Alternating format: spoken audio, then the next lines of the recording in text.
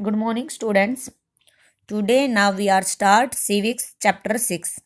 Chapter 1 to 5 civics के हमारे first semester में कंप्लीट हो चुके थे. इस सेमेस्टर में आएगा हमारा चैप्टर 6. चैप्टर 6 का नेम है district administration. Means district level पे किस तरह से गवर्नमेंट अपना काम करती है.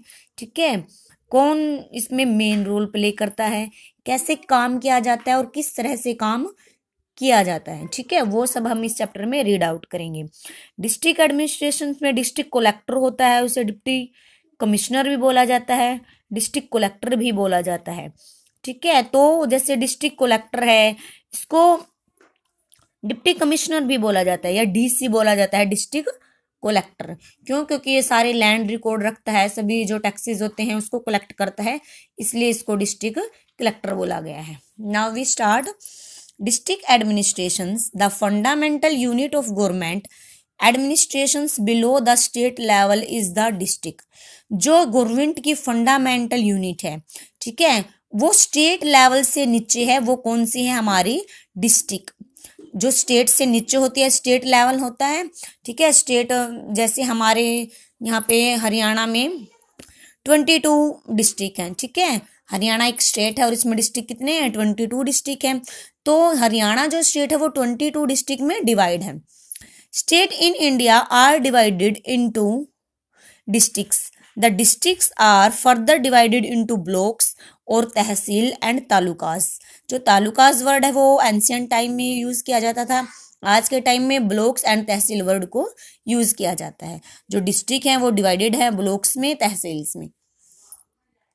District administrations means management of affairs with a district. It includes all the agencies and officials appointed by the government to run the affairs of district. Means district level पे जो भी काम होते हैं, जो भी काम किए जाते हैं डिस्ट्रिक्ट कमिश्नर्स के द्वारा, वो सभी मैनेज किए जाते हैं. ठीक है, डिस्ट्रिक्ट एडमिनिस्ट्रेशन क्या होता है? डिस्ट्रिक्ट लेवल पे जो भी काम किया जाता है उसको क्या किया जाता है? मैनेज किया जाता है. इसमें क्या क्या चीज़ें इंक्लूड हैं? सभी तरह की एजेंसीज होती हैं, जो ऑफिशियल्स होते हैं, मीन्स सभी तरह की जो गवर्नमेंट के अंडर जो एजेंसीज होती है उनको इसमें इंक्लूड किया जाता है. District collector.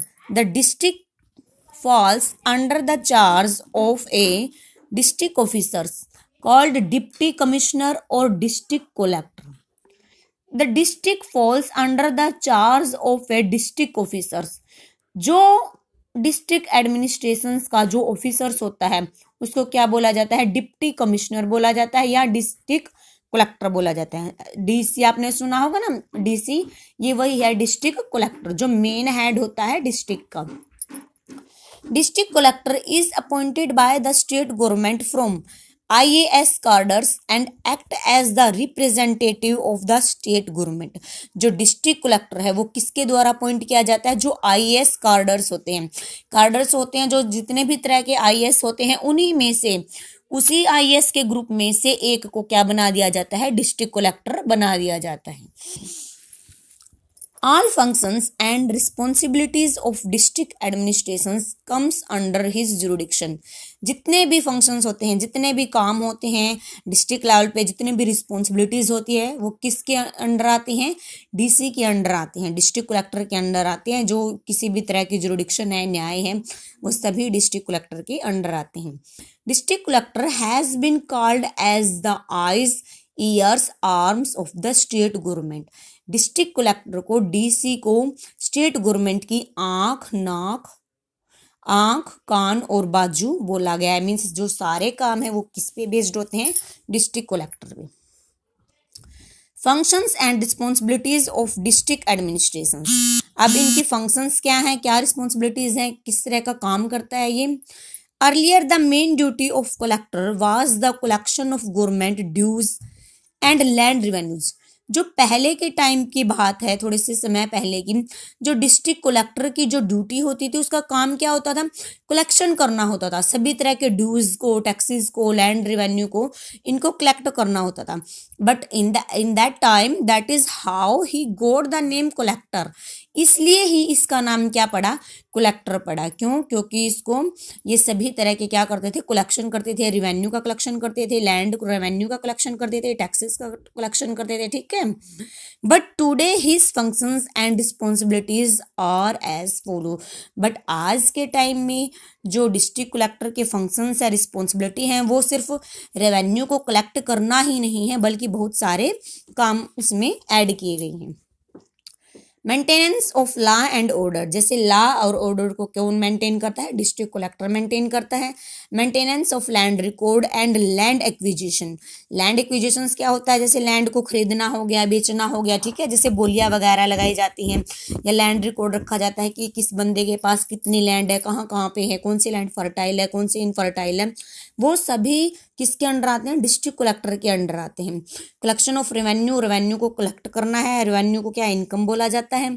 Relief operations in case of any natural calamities like droughts, famines और फ्लड्स, मान लो किसी एरिया में सूखा पड़ गया है, अकाल पड़ गया है, या बाढ़ आ गई है, तो डिस्ट्रिक्ट कलेक्टर क्या करेगा, उस एरिया में कुछ जाके क्या करेगा, फंड्स प्रोवाइड करेगा, कुछ पैसे प्रोवाइड करेगा, उनको कुछ फैसिलिटी देगा, जिससे कि क्या हो, वो सिचुएशन से उभर सके। इस सिचुएशन में भी कौन काम करता है, डिस्ट्रिक्ट कलेक्टर काम करता है।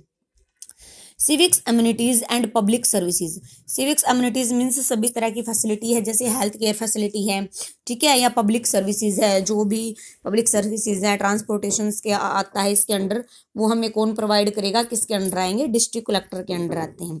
To control black marketing and ensure equitable distribution of essential and controlled commodities, कि जैसे कमोडिटीज हैं, आप मान लो अब किसका सीजन आया हुआ है, चावल का सीजन आया हुआ है, तो बड़े बड़े व्यापारी क्या कर लेते हैं, उसको स्टोर करके रख लेते हैं, चावल को स्टोर करके रख लेंगे, और फिर क्या होएगा, तब इसकी शॉर्टेज होगी तो उसको क्या करेंगे, उसको धीरे धीरे बाहर निकालना शुरू कर देंगे और महंगे दामों पर बेचना शुरू कर देंगे। तो डिस्ट्रिक्ट कलेक्टर क्या करता है, ब्लैक मार्केटिंग को रोकता है और इक्विटेबल डिस्ट्रीब्यूशंस करता है, जो एसेंशियल गुड होती हैं, जो जैसे हमारा नमक है, चीनी है, ठीक है, जो भी बेसिक नीड्स है हमारी, उनको प्रोवाइड करता है सस्ते दामों पे, ठीक है, ब्लैक मार्केटिंग नहीं होने देते हैं।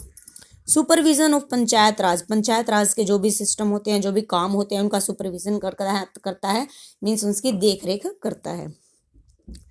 Most of the development functions which were earlier performed by the district collector, means जो भी डेवलपमेंट फंक्शंस होते हैं, जो भी डेवलपमेंट से रिलेटेड काम होते हैं, वो किसके द्वारा परफॉर्म किए जाते हैं, डिस्ट्रिक्ट कलेक्टर द्वारा परफॉर्म किए जाते हैं। Have been taken away.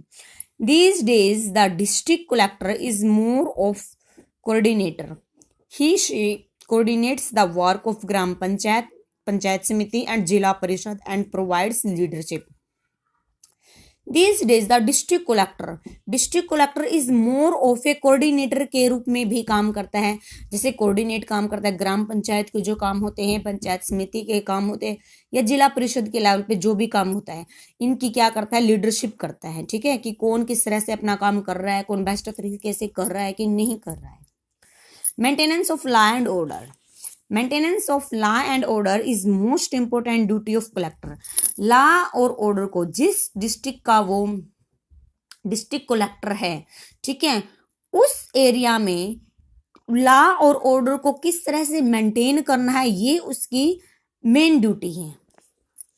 In this task he is assisted by, means law and order को सुचारू रूप से करने के लिए उसने क्या किया गया है, असिस्टेड किया गया है कुछ ऑफिसर्स को, जैसे है superintendent of police means SP, the highest police officer in the district, deputy superintendent of police, inspector and sub inspector, कि डिस्ट्रिक्ट कलेक्टर के एरिया में काम जो हो सके अच्छे से हो सके, लॉ एंड ऑर्डर अच्छे से मेंटेन हो सके, उसके लिए डिस्ट्रिक्ट कलेक्टर ने सुप्रिटेंडेंट ऑफ पुलिस को क्या किया है, असिस्टेड किया हुआ है, डिप्टी सुप्रिटेंडेंट ऑफ पुलिस को असिस्टेड किया गया है, इंस्पेक्टर और सब इंस्पेक्टर को भी क्या किया गया है, असिस्टेड किया गया है। SHO station house officer incharge of a police station, SHO कौन होता है, जो पुलिस स्टेशन का इंचार्ज होता है। Police constables, hundreds of police constable work under the SHO and carry out his order, जो 100 ऑफ पुलिस कॉन्स्टेबल, जो SHO के अंडर कितने पुलिस कॉन्स्टेबल होते हैं, 100 होते हैं, ठीक है, और एसएचओ उन पे क्या करता है, उनको जो भी कांस्टेबल होते हैं एसएचओ के अंडर 100 होते हैं, उनको एसएचओ का क्या करना पड़ता है, ऑर्डर का पालन करना पड़ता है। Maintaining law and order in their respective area in the main function of this police. Main function क्या है पुलिस का, कि जिस एरिया की वो पुलिस है, जहां की भी है, वहां के लॉ एंड ऑर्डर को क्या करती है, मेंटेन करवाती है। Reporting a crime. Every police station cover a particular area that comes under its control. For reporting a crime such as a theft, fight, injury, accident, the case can be reported only in the police stations which cover that area. Once the report is lodged, the police investigate the matter and take action on it.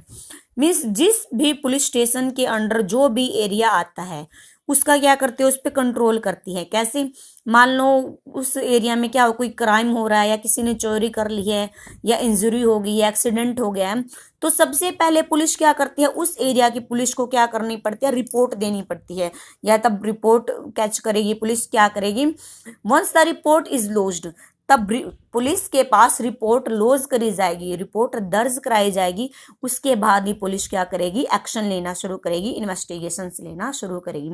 मान लो आपके area में क्या कोई लड़ाई झगड़ा हो रहा है, ठीक है, तो आप क्या करोगे, सबसे पहले पुलिस में जाके अपनी कंप्लेन दर्ज कराओगे, ठीक है। कंप्लेन दर्ज होने के बाद ही पुलिस क्या करेगी, उस मामले में एक्शन लेगी और इन्वेस्टिगेशंस करेगी। In case of a theft, accident, injury और fight etcetera, when we go to police stations, we give our complaint in written. The written complaint lodged with the officers in charge of police station is known as FIR or first information report. तब आप किसी accident के बारे में या theft के बारे में या किसी भी क्राइम के बारे में पुलिस के पास अपनी रिपोर्ट दर्ज कराने जाते हो, तो आपको क्या करना पड़ेगा, सबसे पहले अपनी कंप्लेन को रिटर्न के रूप में देना पड़ेगा, कि आपको लिख के देनी पड़ेगी वो कंप्लेन, ठीक है। और उसको क्या बोला जाता है, FIR बोला जाता है, फर्स्ट इंफॉर्मेशन रिपोर्ट। और उस रिपोर्ट पे क्या होते हैं, एक तो जिस बंदे ने कंप्लेन की है उसके साइन किए जाएंगे, दूसरा जिस ऑफिसर्स को दी है उसके भी उस कंप्लेन पे क्या किए जाएंगे, साइन किए जाएंगे। It should be signed by the persons making the complaint. एक copy of the FIR is given to the persons, और एक कॉपी FIR की उस बंदे को दी जाएगी जो कंप्लेन दर्ज कराने के लिए आया है। FIR is very important document. The police can take an action and start the investigations process only after the FIR is registered.